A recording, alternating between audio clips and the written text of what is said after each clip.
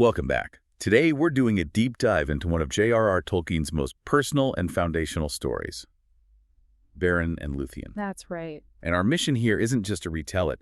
We're going to unpack how this story evolved over, well, nearly a century, and look at some of the wild ideas Tolkien left behind. And you really can't talk about this story without starting with its emotional core. Yeah. It's not just fantasy. It's so deeply tied to Tolkien's own love for his wife, Edith. The name's on their tombstone, right? Exactly. He had Lúthien put on hers, and when he died, Beren was added to his. That real-world love story is what gives this whole myth its incredible weight. So let's set the stage. This is one of the three great tales of the First Age. We're talking about, what, 6,500 years before The Lord of the Rings? Roughly, yes. It's a much darker, more mythic era.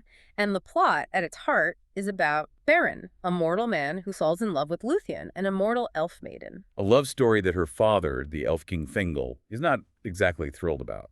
Not at all. And he sets this impossible bride price. Beren has to go to the heart of darkness and cut a Silmaril, a holy jewel, from the crown of Morgoth himself. The original Dark Lord. The one and only. And what happens next is it's unique in the entire legendarium.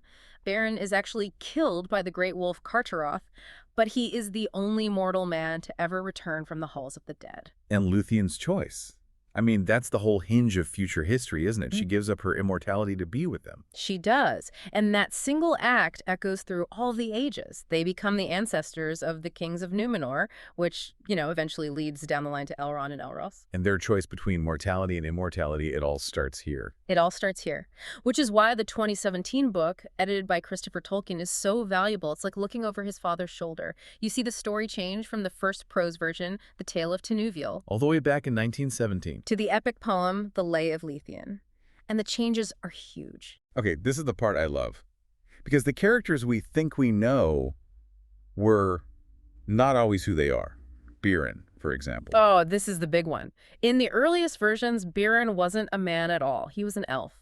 A Noldoran elf, or as Tolkien first called them, a gnome. Which is such a confusing term for modern readers. It is. It was based on the Greek root for knowledge, but, well, it didn't stick for obvious reasons. But making Beren a man, that was the crucial change.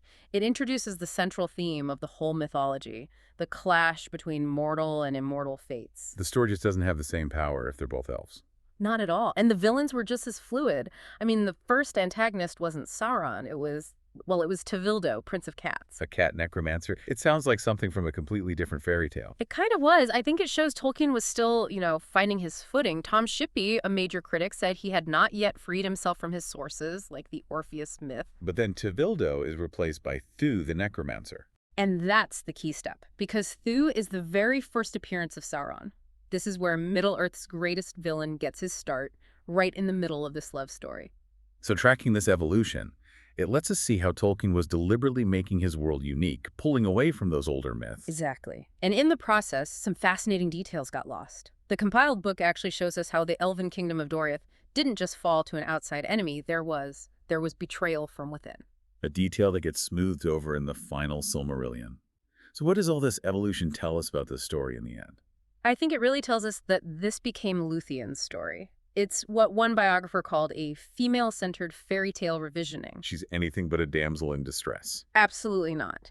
She rescues Beren. She uses her power to enchant Morgoth himself. She is the one with the real agency, and in many ways, she's far more powerful and resourceful than Beren is. A true power move, as you say. Which leaves us with a final thought for you to chew on. If Tolkien had kept Beren as an elf, would Lúthien's choice to become mortal and the entire future of men and elves that springs from it have had anywhere near the same world-changing power?